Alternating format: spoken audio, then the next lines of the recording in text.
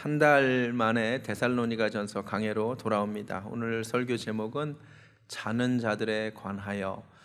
여기서 자는 자들이란 당연히 죽은 자들에 대한 은의적 표현이겠죠. 13절을 다시 읽겠습니다. 형제들아, 자는 자들에 관하여는 너희가 알지 못함을 우리가 원하지 아니하노니 이는 소망 없는 다른 이와 같이 슬퍼하지 않게 하려 함이라. 아멘. 성도의 죽음을 잠에 비유하는 가장 큰 이유는 잠에 들었다가 다시 깨어나듯이 성도는 죽음으로 끝나는 것이 아니라는 의미가 담겨 있을 것입니다. 사도 바울은 성도들이 죽음에 대해 무지하지 않기를 원했습니다. 죽음은 피하고 싶은 주제라 할지라도 우리가 피할 수 없는 삶의 진실입니다. 그래서 알아야 돼요. 무지하시면 안 됩니다. 근데 어디 죽음에 대한 것뿐이겠습니까? 사도 바울은 성도들이 무지하지 않기를 정말 원했습니다. 무지를 경계했습니다. 제가 다음 표현 이 부분을 강조해서 말씀드릴게요. 너희가 알지 못함을 우리가 원하지 아니한다. 영어로 보여주시면 Brothers, we do not want you to be ignorant. 이런 표현들이 사도 바울의 서신서 곳곳에 등장합니다. 제가 몇 가지만 가져왔어요. 로마서 11장 25절입니다. 보세요. 형제들아, 너희가 스스로 지혜 있다 하면서 이 신비를 너희가 모르기를 내가 원하지 아니한다. 고린도전서 10장에도 형제들아, 나는 너희가 알지 못하기를 원하지 아니한다. 그 광야 생활의 의미에 대하여 12장 1절에도 형제들아, 신령한 것에 대하여 나는 너희가 알지 못하기를 원하지 아니한다. 어떻습니까? 사도 바울이 기회가 있을 때마다 여러 차례에 걸쳐서 말합니다. 난 너희들이 모르기를 원하지 않는다. 다음과 같은 영적 진리들을 무지하기를 원하지 않는다. 성도들이 알아야 한다는 것입니다. 영적 신비에 대하여, 이스라엘 백성들의 역사가 가진 영적 의미에 대하여, 신령한 것들에 대하여, 오늘 본문에 따르면 자는 자들에 관하여 알아야 된다는 거죠. 이 부분을 먼저 이야기해야 될 것 같습니다. 여러분, 영적 지식을 가지는 것이 매우 중요합니다.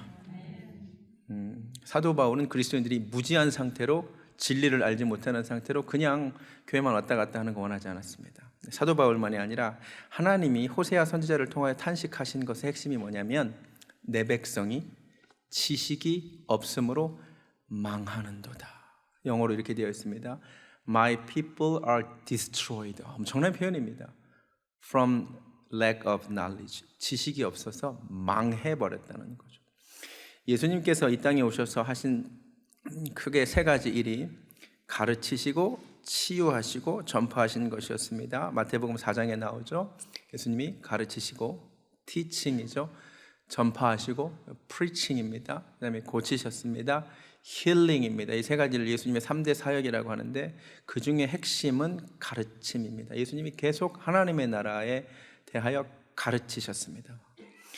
요한복음 8장에서는 진리를 알지니 진리가 너희를 자유케 하리라. 할렐루야. 진리 싸움이에요. 아는 것이 너무나 중요해요. 성령님이 진리의 영이십니다. 여러분, 성령님이 임하실 때 우리 마음이 뜨거워지고 방언도 하고 이런 은사들이 나타나는 것도 중요하지만 더 중요한 것은 요한복음 16장에 따르면 진리의 성령이 오시면 너희를 모든 진리 가운데로 인도하신다고 했습니다. 할렐루야. 근데 오늘날 한국교회 성도들의 문제가 뭐냐면 이렇게 얘기하시는 분들이 많아요. 저는요, 교회는 오래 다녔는데요, 잘 몰라요. 맨날 이래요. 맨날 모른대요. 교회는 모태신앙이라서 오래부터 다녔는데요, 저는 잘 몰라요. 자랑이 아니에요. 이렇게 긴 시간 교회를 다녔는데, 신앙생활을 했는데 모태신앙이라는데 몰라요. 모르시면 안 돼요. 아셔야 돼요. 기독교 에센스를 우리 교회에서 하는 이유가 모르면 안 되기 때문에. 제가 교육하면서 많이 듣는 얘기가 뭔지 아세요? 한 번도 이전 교회에서 이런 것을 배운 적이 없대요. 통탄할 노릇입니다. 알아야 할 것들인데 교회만 왔다 갔다 했다는 말입니다. 여러분, 주님은 진리를 알기를 원하세요? 우리 교회가 진리를 아는 교회, 진리를 가르치는 교회가 되기 원합니다. 교회의 표가 좋아요. 하나님의 말씀을 배우고, 진리 대신 하나님의 말씀을 먼저 배우고 능력 경험하고 열매 맺는 거예요. 아는 것이 힘입니다. 신앙생활은 배우는 생활이에요. 겸손히 배우세요. 목회자를 하나님께서 교회 주신 이유도 딱 하나예요. 가르치라고, 말씀 가르치라고. 히브리서 13장에 하나님의 말씀을 너에게 일러주고 너희를 가르쳐주면서 인도하던 자들을 생각하라 그랬습니다. 제가 왜 이 가르치는 것이, 아는 것이 중요한지를 한 번 더 설명할게요. 지정의의 상관관계 때문에 그렇습니다. 여러분, 인간이라는 존재가 지성과 감정과 의지로 이루어져 있잖아요. 지정의로 이루어져 있잖아요. 여러분, 이 세 가지 중에 가장 중요한 게 뭔지 아세요? 우리 인간은 항상 감정적인 존재라고 생각을 해요. 아니에요. 이 셋 중에 제일 중요한 건 지예요. 지. 제가 그 이유를 설명할게요. 지가 사실 감정과 의지를 지배해요. 제 말이 맞는지 틀린지 잘 들어보세요. 우리의 감정은 무엇인가를 알게 될 때 작동하는 거예요. 아시겠어요? 우리 중에 갑자기 울어, 갑자기 웃어, 미친 사람이라고 얘기를 합니다. 그러면 무엇인가를 알게 되어 우는 거예요. 무엇인가를 알게 됐으니까 웃는 거예요. 이해가 되세요? 무엇인가를 알게 돼서 기쁜 거고, 무엇인가를 알게 돼서 슬픈 거예요. 아프리카인들의 굶주린 모습을 알게 돼서 마음이 아픈 거예요. 북한 사람들이 굶주리고 있다는 사실을 지적으로 깨달았기 때문에 감정이 움직이는 거예요. 언제나 시작은 지예요. 우리가 이것들을 잘 몰라서 그렇죠. 지식 때문에 감동이 생기기도 하고, 무엇인가를 알고 났더니 김이 새버리기도 합니다. 제 말이 맞는지 틀린지 알려드릴게요. 아주 유명한 소설의 한 부분인데 제가 가져왔습니다. 보여주시면, 이게 염상섭이 1921년에 발표한 표본실의 청개구리라는 소설의 한 장면입니다. 아주 유명한 구절이에요. 수염 텁석부리 선생이 박물 실험실에서 개구리를 해부한 뒤 바로 이 구절, 김이 모락모락 나는 오장을 하나둘씩 끄집어내었다라는 표현이 있습니다. 이 개벽지에 발표한 이 단편 소설, 바로 이 표현 때문에 당시 평론가들이 염상섭 씨를 뭐라고 칭송했냐면, 야, 어떻게 개구리 해부하는 것을 저렇게 리얼하게 표현할 수 있느냐. 그래서 염상섭 씨를 보고 한국 리얼리즘의 대표적인 선구자라고 칭송했습니다. 그런데 이어령 씨가 나중에 이렇게 꼬집었다고 합니다. 청개구리는 냉혈 동물인데 어떻게 김이 나느냐. 이 사실을 알고 나서는 갑자기 김이 셉니다. 팍 셉니다. 감동이 사라집니다. 청개구리가 냉혈 동물인데 김이 모락모락 날 리가 없잖아요. 알고 났더니 감동이 사라져버리는 거예요. 여러분, 지가 이렇게 중요합니다.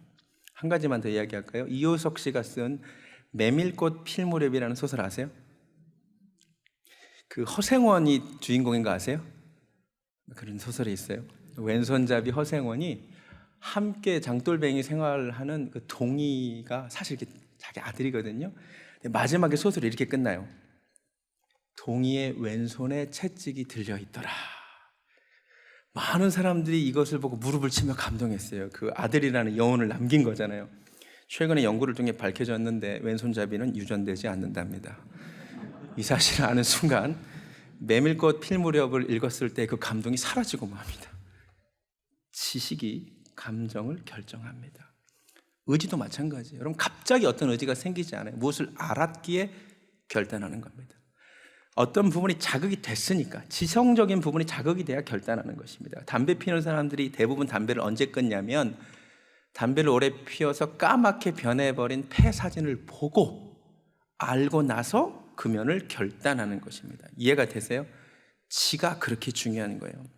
오늘 성경이 말하는 게 바로 그것이에요. 13절 제가 다시 보여주시면, 형제들아, 자는 자들에 관하여 너희가 알지 못함을 우리가 원하지 아니하노니. 이걸 알아야 돼요. 지성적인 부분이 자극이 되면 무슨 변화가 생기느냐? 감정의 변화가 생기는데, 소망 없는 다른 이처럼 슬퍼하지 않게 됩니다. 할렐루야. 자, 이렇게 정리했습니다. 진리를 알면 소망 없는 자와 같이 슬프지 않습니다. 주 안에서 죽은 자들에 관한 진리를 알고 나면 그렇게 슬프지 않은 거예요. 오해하지 마십시오. 예수를 믿으면 사랑하는 이가 죽어도 슬프지 않다는 말은 아닙니다. 사랑하는 이의 죽음을 슬퍼하지 말라도 결코 아닙니다. 슬프죠. 슬퍼해야죠. 가끔 기독교인들 중에서 사랑하는 이들이 죽었는데도 끝까지 안 울려고 하는 분을 또 만납니다. 뭐 불신앙이라고. 혹은 장례식에 가서도 절대 안 울어요. 막 누가 울면 울지 마. 천국 가서 또 만날 건데 왜 그래? 이건 잘못된 거예요. 그러시면 안 돼요.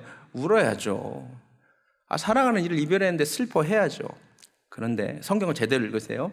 사도 바울이 지금 슬퍼하지 말라고 얘기하는 것이 아니라 진리를 알면, 자는 자들에 대한 진실을 분명히 알면 소망 없는 이들이 그렇게 비탄에 잠겨 슬퍼하는 것만큼 슬프진 않다는 거예요. 이해가 되세요? 분명히 달라요. 슬프죠. 이별이 얼마나 슬퍼요. 사별이 얼마나 슬퍼요. 슬프지만 우리에게는 무엇이 있다? 다시 만날 소망이 있다. 할렐루야. 그 소망 없는 자들의 슬픔과 같을 수가 있겠느냐 이거예요. 저는 목사로서 여러 장례식을 집례합니다. 저는 주로 신자, 우리 성도님들의 장례를 집례하지요. 그런데 가슴 아프지만 확실히 소망 없는 이들만큼 슬퍼하지는 않습니다. 제가 이걸 직접 몸으로 체험했는데요. 제가 한 2번 정도 우리 교회 성도가 아니고 신자가 아닌데 장례를 집례한 적이 있습니다.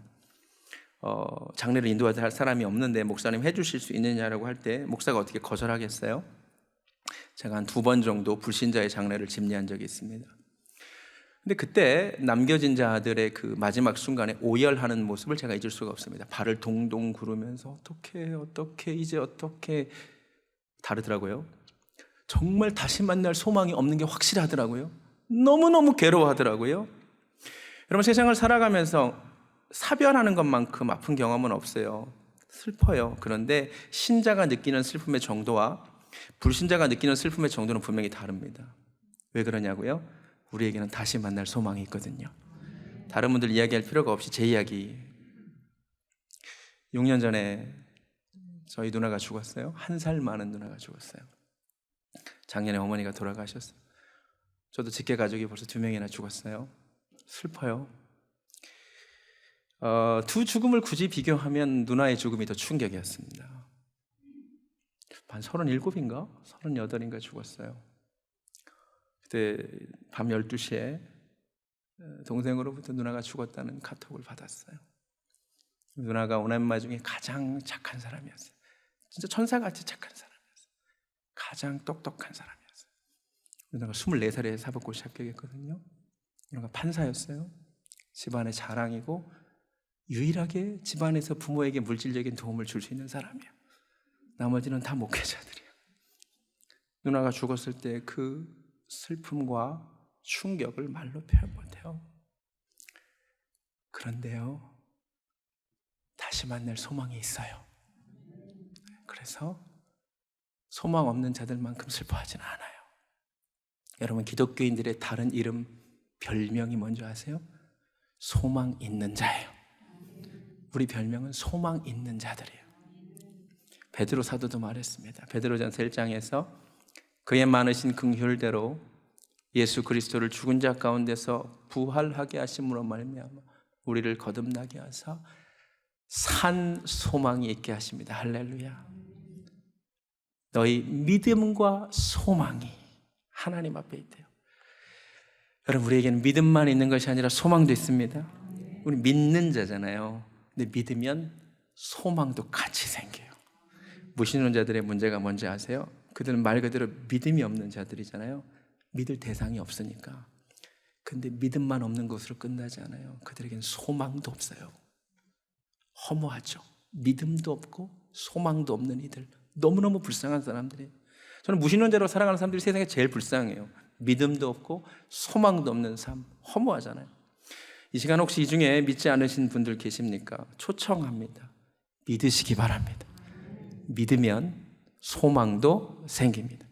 여기서 말하는 소망은 다시 만나는 것에 대한 소망입니다. 헬라어로 엘피스라고 하는데, 우리에게는 다시 만날 소망이 분명히 있습니다. 그래서 제가 항상 장례를 집례하면 맨 마지막 예배 시간에 부르는 찬송이 있습니다.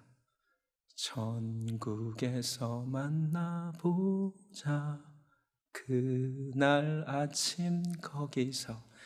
우리 분명히 천국에서 다시 만나게 될 줄로 믿습니다. 이 세상에 있는 모든 것은 다 죽으면 끝나지만 세상에 있는 것 중에 죽은 다음에도 유효한 것은 신앙 한 가지예요. 할렐루야. 18절을 보겠습니다. 그래서 그러므로 이러한 말로 서로 위로하라고 합니다. Therefore encourage each other with these words. 이런 말로 위로하래요. 여러분 잘 들으세요. 보통 장례가 생기면 우리가 장례식장에 가서 하는 말이 있어요. 뭐라 그러냐면 도대체 무슨 말로 위로를 해야 될지 모르겠습니다. 어떤 말로 위로를 드려야 될지 모르겠습니다. 이게 우리가 하는 말이었어요. 오늘부터 바꾸세요. 이런 말로 위로하라고 하나님이 알려주셨어요. 네, 위로할 말이 있어요. 우리에게 주어졌어요. 흥미로운 것은 이런 말이 헬라어로 로고스로 되어 있다는 것입니다. 이런 말씀들로 위로하라고 되어 있습니다. 아멘. 15절을 볼까요? 15절에 사도 바울이 우리가 주의 말씀으로 너희에게 이것을 말하는데요. 지금 사도 바울은 자기 개인의 견해를 얘기하고 있는 것이 아니에요. 주님께서 자기에게 주신 말씀을 전하고 있어요. 그리고 말합니다. 이러한 말들로 위로하래요. 주님이 주신 말씀들로 위로하래요. 할렐루야.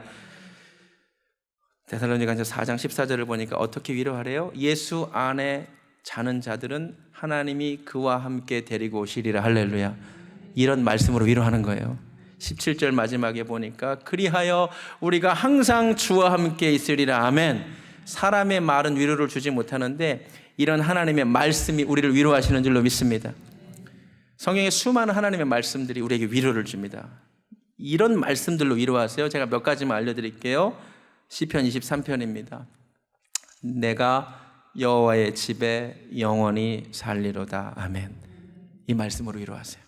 시편 116편 15절 성도의 죽는 것을 여호와께서 귀중히 보시는도다. 아멘. 이 말씀으로 위로하세요. 요한복음 5장 24절입니다. 내가 진실로 너에게 이르노니 내 말을 듣고 또 나 보내신 이를 믿는 자는 영생을 얻었고 심판에 이르지 아니하나니 사망에서 생명으로 옮겨졌습니다. 이 말씀으로 위로하십시오. 요한복음 14장 너희는 마음에 근심하지 말라. 하나님을 믿으니 또 나를 믿으라. 내 아버지 집에 거할 곳이 많도다. 할렐루야. 내가 너희를 위하여 거처를 예비하러 간다. 주님이 우리를 위한 거처를 예비하고 계신데요. 마지막으로 요한계시록 14장 또 내가 들으니 하늘에서 음성이 나서 가로되 기록하라. 지금 이후로 주 안에서 죽는 자들은 복이 있도다 하시매 성령이 가라사대 그러하다. 저희 수고를 그치고 쉬리니 이는 저희의 행한 일이 따름이라 하시더라. 아멘. 이런 말씀으로 위로하십시오. 인간의 말은 힘이 없지만 주님의 말은 위로의 힘이 있는 줄로 믿습니다. 여러분 그리운 이들을 다시 만나면 상상해 보십시오. 얼마나 기쁠까요? 얼마나 즐거운 모임일까요? 여러분 이 가운데도 이별의 아픔을 경험한 사람이 있어요. 돌아가신 부모님 계시잖아요. 다시 만나면 얼마나 기쁠까요?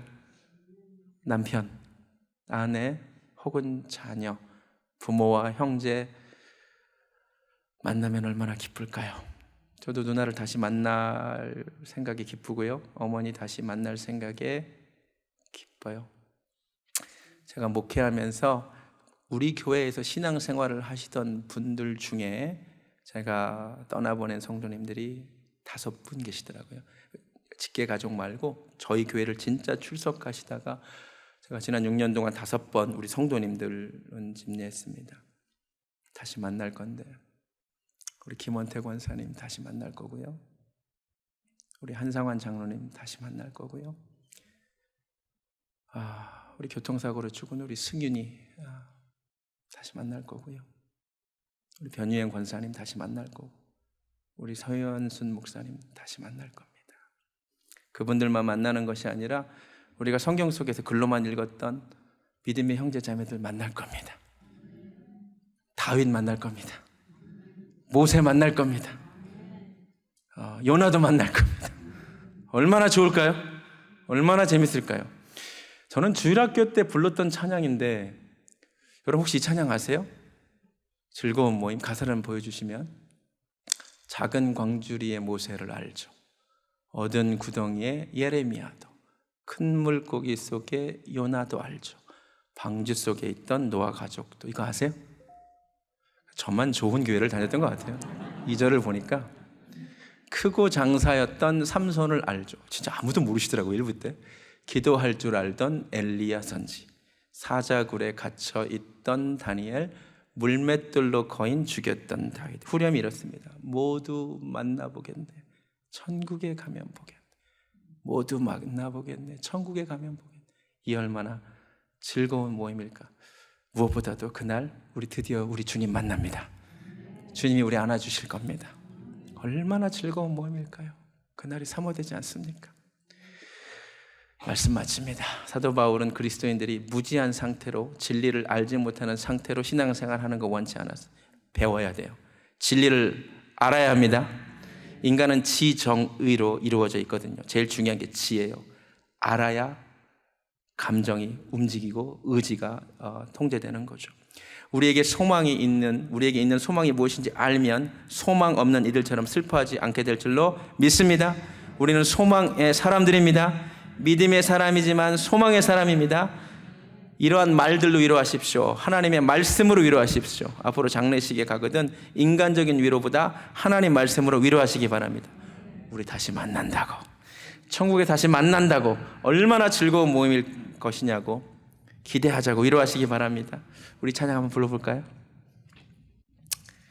네, 우리 주일학교 때 불렀던 찬양인데 너무 좋아요.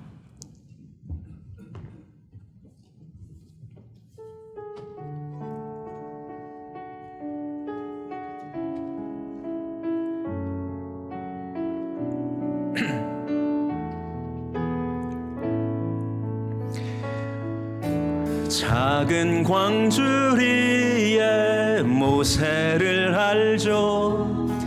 어두운 구덩이에 예레미야도, 큰 물고기 속에 요나도 알죠.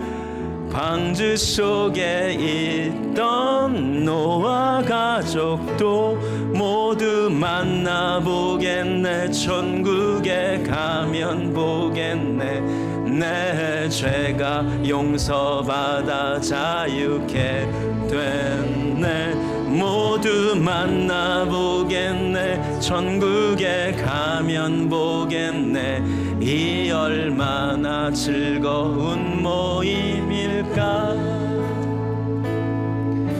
크고 장사였던 삼손을 알죠. 기도할 줄 알던 엘리야 선지, 사자굴에 갇혀 있던 다니엘, 물맷돌로 거인 죽였던 다윗, 모두 만나보겠네. 천국에 가면 보겠네. 내 죄가 용서받아 자유케 됐네. 모두 만나보겠네. 천국에 가면 보겠네. 이 얼마나 즐거운 모임. 너무 좋죠? 우리 한 번 더 부르겠습니다. 작은 광주리에 모세를 알죠. 어두운 구덩이에 예레미야도, 큰 물고기 속에 요나도 알죠. 방주 속에 있던 노아 가족도 모두 만나보겠네. 천국에 가면 우리가 다 만나게 됩니다. 내 죄가 용서받아 자유케 됐네. 모두 만나보겠네. 천국에 가면 보겠네. 이 얼마나 즐거운 모임일까. 크고 장사였던 삼손을 알죠. 기도할 줄 알던 엘리야 선지, 사자굴에 갇혀 있던 다니엘, 물맷돌로 거인 죽였던 다윗, 모두 만나보겠네. 천국에 가면 보겠네. 내 죄가 용서받아 자유케 됐네. 모두 만나보겠네. 천국에 가면 보겠네. 이 얼마나 즐거운 모임일까. 다 같이 눈을 감고 우리 사랑하는 사람 한번 떠올려 봅니다. 우리 주 안에서 죽은 우리 아버지, 우리 어머니, 내 남편, 내 아내, 내 자식, 우리 그리고 사랑했던 믿음의 교우들, 우리 다시 만나게 될 줄로 믿습니다. 다시 만날 소망이 있기에 우리는 소망 없는 자들만큼 슬퍼하지 않습니다. 성경 속 글로만 만났던 다윗을 만나고 요셉을 만나고 베드로를 만나고, 아니 무엇보다도 나의 주님, 나의 목자 되신 우리 주님 만나게 될 줄로 믿습니다. 우리 주님이 우리를 안아주시고 잘했다고, 수고했다고, 고맙다고 우리의 눈물을 주님께서 닦아주실 줄로 믿습니다. 오늘 이 시간 함께 기도하기 원하는데, 우리에게 믿음 없는 자가 있습니까? 소망도 없습니다. 우리 이 시간 믿음의 자리로 초청합니다. 예수님을 믿고 구원받고 소망 있는 자들 되기를 원합니다. 우리 함께 기도했으면 좋겠습니다. 우리 주여 한번 부르고 우리에게 소망 주시는 하나님께 감사하며 기도하겠습니다. 주여 하나님 감사합니다. 우리에게 믿음을 허락하여 주시고 다시 만날 소망을 허락하여 주셔서 감사합니다. 진리를 알지니 진리가 너희를 자유케 하리라 하셨습니다. 하나님, 우리는 다시 만납니다. 예수 안에서 죽은 자들은 다시 만나게 될 줄로 믿습니다. 오 하나님, 그날을 기대합니다. 얼마나 즐거운 모임일까요? 하나님, 그날 바라보며 오늘 하루 살아갑니다. 천국 다시 갈 때까지 하나님 함께하여 주시옵소서. 오 하나님 감사합니다.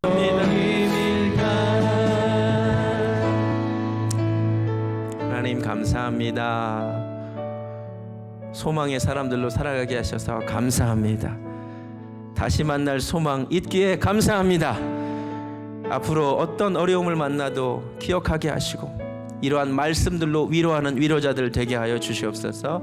이제는 우리 주 예수 그리스도의 은혜와 하나님 아버지의 극진하신 사랑과 성령님의 역사하심이 이제는 진리를 알기에 소망 없는 이들처럼 슬퍼하지 않기를 소원하는 사랑하는 베들교회 성도님들 머리 위에 지금부터 영원까지 함께 하시기를 간절히 축원하옵나이다. 아멘.